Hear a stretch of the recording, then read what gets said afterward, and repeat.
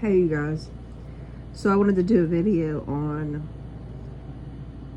the people pleasing spirit and on dealing with the people closest to you coming up against you.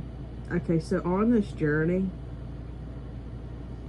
you're gonna have a lot of people, like your family, your friends, people you thought were your friends, your pastor.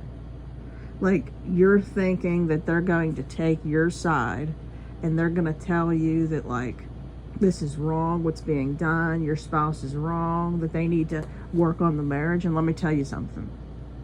If they do, it's going to be short term.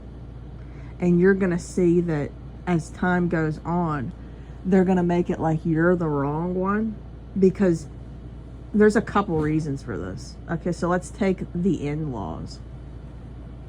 When my situation occurred, in the beginning, they made it like it was wrong what was happening. But then as time went on, they started to take his side and made it like that I needed to just move on and be happy, because they don't know what to do. They don't want to take sides. Obviously, that's their kid, number one.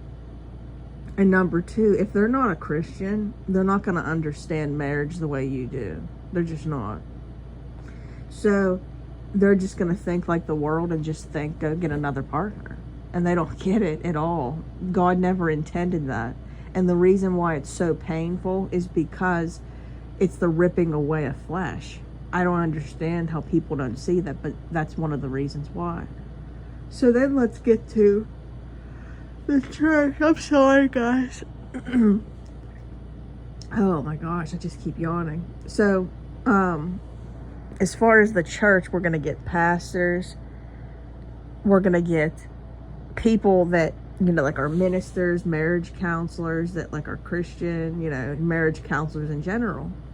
They're going to actually tell you that they take your spouse's side and tell you just to move on, because the church is condoning divorce like you wouldn't believe. And let me tell you something. A lot of the prophets I've listened to, me, having my time with God myself, God is fed up. He is furious with what's going on here. So you have a choice. The devil's going to send these people your way to try to discourage you. And because you're looking at it as it's the church saying it, it's a pastor saying it, he thinks it's going to make you give up quicker. Don't do it. I'm telling you, don't do it. You wouldn't believe the people on my journey that told me just to move on, just to move on. And I literally did not listen to them because I knew what God said. Like, I could actually get my hand and put it on fire. That's how sure I was. That is how sure I was with what my father had said to me. And you need to focus on what... Oh my gosh, guys, I just keep yawning. You need to focus on what God is saying to you. You can't just think. You got to know what he's saying to you. So, for instance, in the very beginning of my stand, God told me that he was going to restore it. Now, he will restore most marriages if they don't give up and they look for him. But you still want to work on your communication with him and see what he wants you to do. You still want that communication with him. So let me tell you something. Everybody that put their mouth, family, friends, pastors, people of the church, your in-laws, whoever put their mouth on your marriage, let me tell you something. It ain't going to be good for them, guys. It ain't going to be good for them. What does the Bible say? What God has joined together, let no man tear apart. So anybody that's put division in your relationship, mark my words, it ain't going to be good for them. So you got to be praying for mercy and grace for them, because I'm telling you, it ain't going to be good. I'm telling you.